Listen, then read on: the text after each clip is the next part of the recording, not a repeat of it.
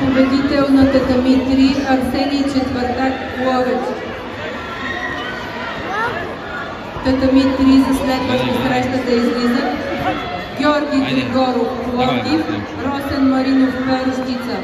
Да се готвят Никола Христов, Спортен клуб Русе, град Русе, Любомир Велев, Тракия Пловдив.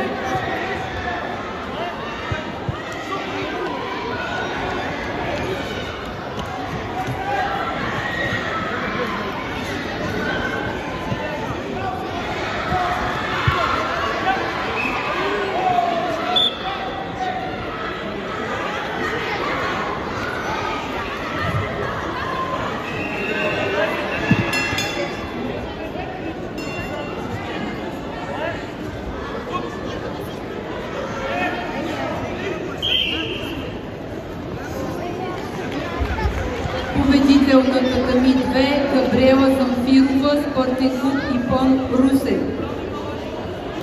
Татами 2 да излизат Валентина Тудова Благоевград, Пламена Дойчева Димитровград. Да се готвят Ивайла Петрова Раднево, Симона Светославова Пловдив. Татами 2 да се готвят Ивайла Петрова Раднево, Симона Светославова Пловдив. Победител на